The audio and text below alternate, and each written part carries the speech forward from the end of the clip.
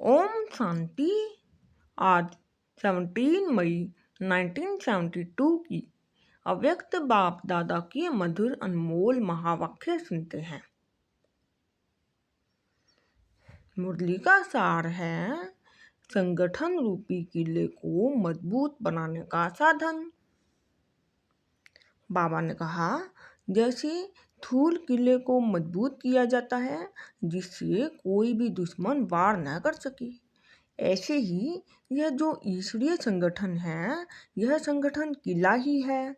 इसमें भी इतनी मजबूती हो जो कोई भी दुश्मन विकार के रूप से वार न कर सके।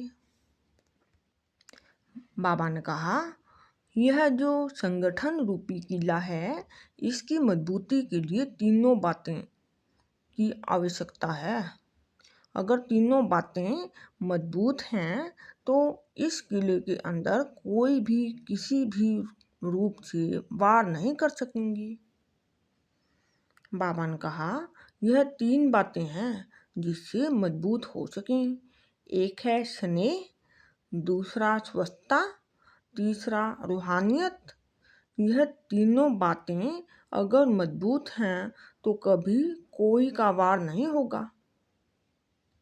बाबा ने कहा, जैसे धूल में भी वायुमंडल को शुद्ध करने के लिए एयर फ्रेश करते हैं, उससे अल्पकाल के लिए वायुमंडल चेंज होता है, ऐसे ही इसमें भी इन बातों का प्रेशर डालना चाहिए जिससे वायुमंडल का भी असर निकल जाए। बाबा ने कहा, संगठन में भी शक्ति बढ़ाने के लिए आपस में यह तीन बातें एक दो को देख करके अटेंशन दिलाने की आवश्यकता है। बाबा ने कहा, यह बातें बहुत ध्यान में रखनी चाहिए। किले की मजबूती होती है एक दो के संगठन से। बाबा ने कहा, अगर किले की दीवार में एक भी ईंट व पत्थर का सहयोग पूरा न हो तो वह किला सेफ नहीं हो सकता। जरा भी हिला तो कमजोरी आ जाएगी। भले एक ईंट की कमी है तो कमजोरी चारों ओर फैलती है। वैसे ही मजबूती के लिए तीनों बातें बहुत जरूरी हैं, फिर कोई वाइब्रेशन भी टच नहीं करेगा।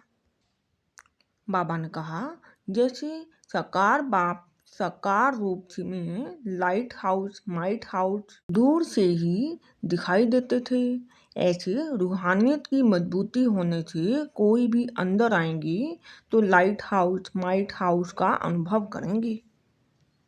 बाबा ने कहा, जैसे स्नेह और स्वच्छता बाहर के रूप में दिखाई देती है, वैसे ही रूहानियत का व अलौकिकता बाहर की रीति से प्रत्यक्ष दिखाई दे, तब जय जयकार होगी। बाबा ने कहा, यह ईश्वरीय कार्य चल रहा है, कोई साधारण बात नहीं है। यह अनुभव यहाँ आकर करना चाहिए। वह तब होगा जब अपने अलौकिक नशे में रह करके निशाना लगाएंगे। बाबा ने कहा, यह लक्ष्य जरूर रखना है। अपने चरित्र द्वारा, चलन द्वारा, वाणी द्वारा, वृत्ति द्वारा, वायुमंडल द्वारा, सभी प्रकार के साधनों से बाप के प्रैक्टिकल पाठ की प्रत्यक्षता अवतरण भूमि पर तो प्रत्यक्ष मिलनी चाहिए। सिर्फ स्नेह स्वच्छता की प्रशंसा तो कहाँ भी कर सकते हैं। छोटे छोटे साधनों में भी प्रभाव पड़ सकता है, लेकिन कर्म भूमि चरित्र भूमि द्वारा भूमि में भी आने की आवश्यकता होनी चाहिए। बाबा ने कहा, चारों ओर यही आवाज कानों में गूंजता रहे, चारों ओर यही वायुमंडल उन्हों को बल देता रहे, इसके लिए तीनों बातों की आवश्यकता है। बाबा ने कहा, अब की स्टेज प्रमाण अब होना चाहिए अच्छे से अच्छा। अब जबकि चैलेंज करते हो 4 वर्ष में विनाश की ज्वाला प्रत्यक्ष हो जाएगी तो स्थापना में भी जरूर बाप की प्रत्यक्षता होगी, तब तो कार्य होगा ना। बाबा ने कहा, कमाल की बात यह है जो विस्तार द्वारा बीज को प्रकट करे।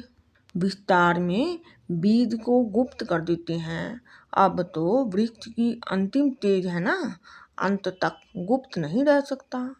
अति विस्तार के बाद आखिरी बीज ही प्रत्यक्ष होता है। ओम शांति।